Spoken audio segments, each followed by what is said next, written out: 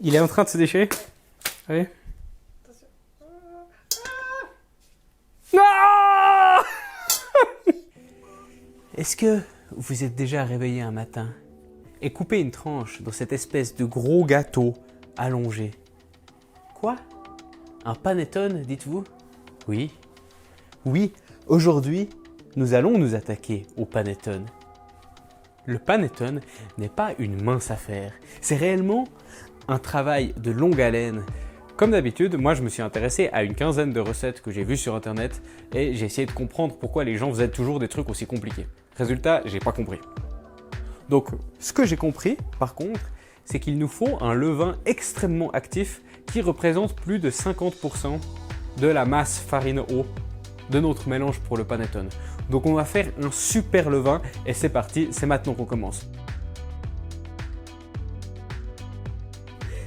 Le plan d'aujourd'hui, c'est 100 g de levain, 100 g de farine fleur et 60 g d'eau. C'est parti.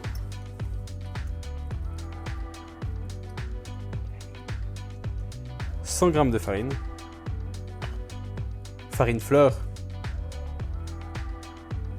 et 60 g d'eau.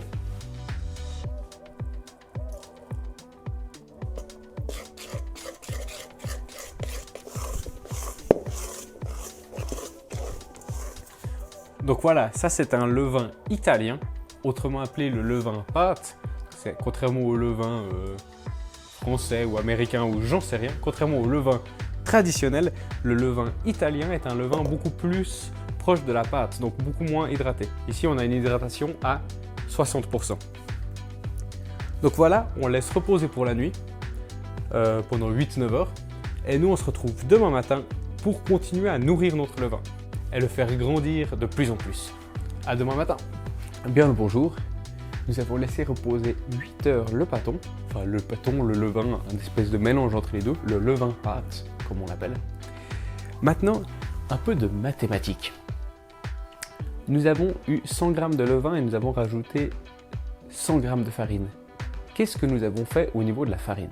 Nous l'avons triplé. Dans 100 g de levain, il y a environ 50 g de farine. Un peu plus, certes, mais disons 50 g de farine dans les 100 g de levain. Et nous avons rajouté 100 g de farine. Ça fait x3. Avec 8 heures de repos. Qu'est-ce qu'on va faire aujourd'hui? On va faire x2. Avec 4 heures de repos. Qu'est-ce que c'est x2 à ce moment-là? Combien de farine allons-nous rajouter? 150 g. Effectivement, nous avions 50 g de farine et 100 g de farine, ce qui fait 150 g. Si nous voulons doubler la farine, nous allons faire plus 150 g. Venez regarder le pâton, venez. Hop là. On voit qu'il a déjà bien levé, c'est vraiment un levain, mais il n'est pas encore acide parce qu'on est vraiment dans le processus de fermentation. Donc il n'y a pas encore l'acidité qui est apparue. C'est ça qui va être génial et c'est là tout le principe de notre panettone, de mon interprétation du panettone, c'est de faire un super levain, super actif, mais qui n'est pas acide parce qu'il est super actif. On y va. 150 g de farine. Hydraté à 60%, donc 90 g d'eau.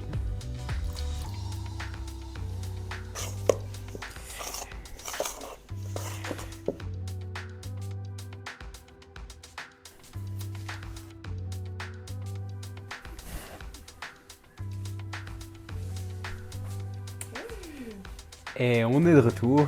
On voit que notre levain pâte a vraiment pris un énorme volume. On est content, c'est bien parti. Donc maintenant, la philosophie un peu de ce panettone, c'est qu'on a plus de 50% de la farine qui est vraiment prête à partir, qui est déjà sous forme de levain. Et on va rajouter le reste des ingrédients.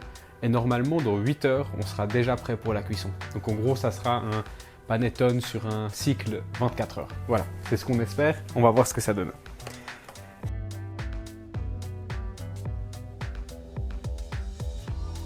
Donc 200 g de farine. Maintenant, je vais rajouter les sources principales d'humidifiant pour le reste du panettone. Ça veut dire 120 g de beurre, 3 jaunes d'œufs et un œuf. Donc 4 jaunes d'œufs et un blanc. Oui, il est à température ambiante, il est vraiment, vous voyez là. Wow.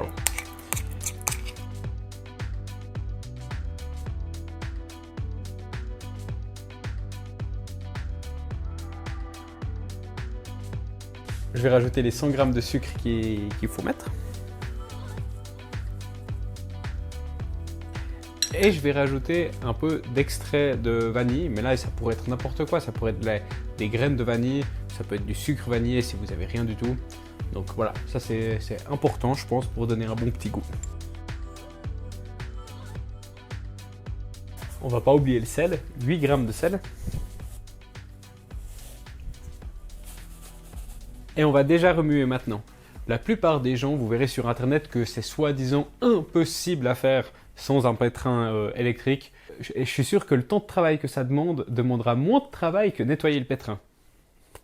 Et en plus, ça vous fait des biscottos gratuitement.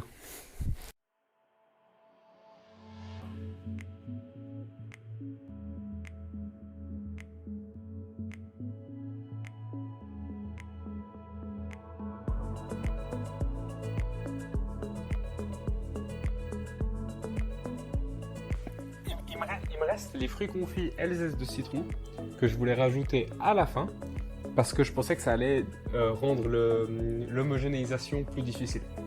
Donc je les rajoute maintenant. Ici on a un mélange d'orange confite, de citron confit et de raisin sec, 225 g. Et ici on a un zeste de citron.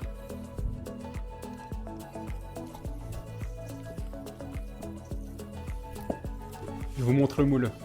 Donc, si vous êtes un bourgeois, vous avez certainement un magnifique moule panettone en papier. Si vous êtes un peu plus un bricoleur, vous allez devoir vous créer votre propre moule. Donc voilà ce que j'ai fait. Donc c'est un cercle de métal qui est tenu avec des fils de fer, un papier entouré là et un cercle de papier au fond, qui est découpé un peu en soleil pour que ça fasse des petits rebords. On espère que ça va le faire. Maintenant, il s'agit de mettre ça là-dedans et je peux vous dire que ça va pas être facile.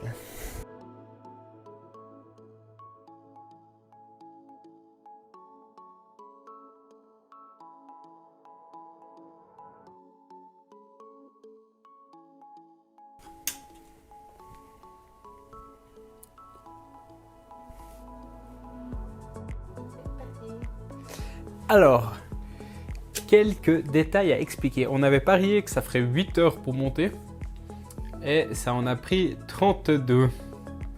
Donc c'était pas tout à fait comme escompté. Mais on voit qu'il a quand même gonflé. Est-ce qu'il est toujours comestible? Je ne le sais pas encore. Il a gonflé, il est pas mal aéré. Donc on va le cuire comme ça et on vous fait un retour quand il est cuit. C'est 45 minutes à 160 degrés.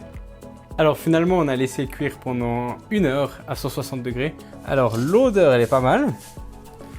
La tête, je sais pas ce que vous en pensez mais j'ai l'impression que ça ressemble Un panettone. à un panettone. Hein.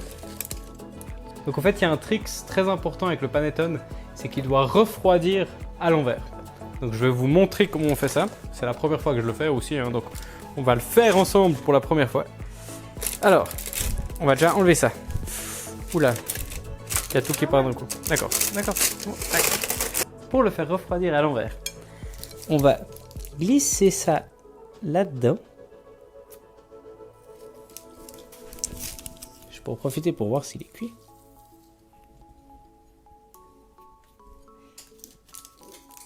Si tu le mets trop bas, Puis maintenant, je fais comment?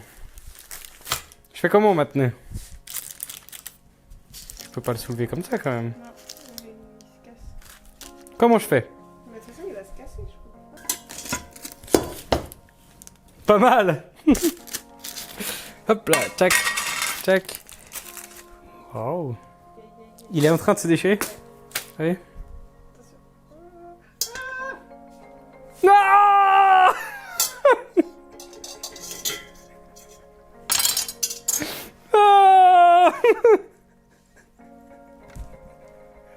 C'était quoi cette idée? Pire que tout. On va poser sur une grille, non? Non. Ah oui, il est cassé. Ah non, mais en fait, c'est peut-être ça. Il faut pas faire des angles, en fait. Je pense. Si on réfléchit à la dispersion de la masse, je pense qu'on a meilleur temps de faire quelque chose comme ça. Pas sûr. Peut-être. Là, j'ai l'impression qu'on est...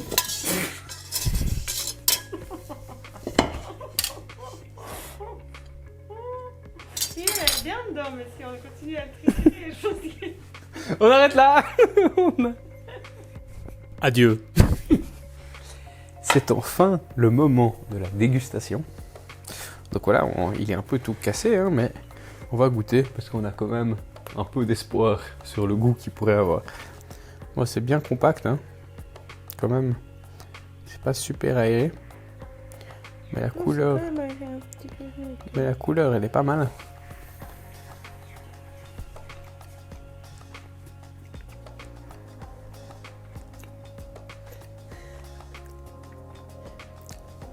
C'est très très bon. Tiens, goûte. C'est bon, hein? On en serait presque surpris. Bon, bah, un peu mitigé sur cette expérience. Je pense que ça mérite quand même d'être publié, mais mon constat, c'est qu'il y a un phénomène avec les œufs qui fait que la pâte monte trop lentement. Je veux dire, n'importe quelle pâte monte en 8 ou 9 heures. Là, il lui a fallu 24 heures pour commencer à monter, alors qu'en plus, il y avait 50% du levain pâte extrêmement actif. Donc vraiment un phénomène qui me semble très bizarre. Je ne l'explique pas. Est-ce que c'est les œufs qui font que la pâte est trop dense et du coup ça a de la peine à monter, puis ça prend un long processus? Je ne sais pas. Est-ce qu'il aurait fallu mettre moins de jaune d'œuf ou juste des jaunes et puis pas l'œuf entier? Plein d'expériences à tenter. Je ne vais certainement pas le faire parce que je ne suis pas tant un fan du panettone que ça. Autre chose, je pense que le moule est obligatoire. J'y ai pensé cette nuit, toute la nuit, j'y ai pensé sur pourquoi est-ce qu'il s'est déchiré. Je pense que s'il y a le moule il est collé partout, donc il crée une sorte de densité au niveau de l'accroche, donc avec les baguettes qui passent à travers, je pense que s'il était dans le moule en papier, ça aurait tenu. Donc, et en plus, on a une meilleure cuisson. Le résultat, il n'est pas magnifique, mais il est très bon. Donc, c'est un semi-succès. À vous de jouer.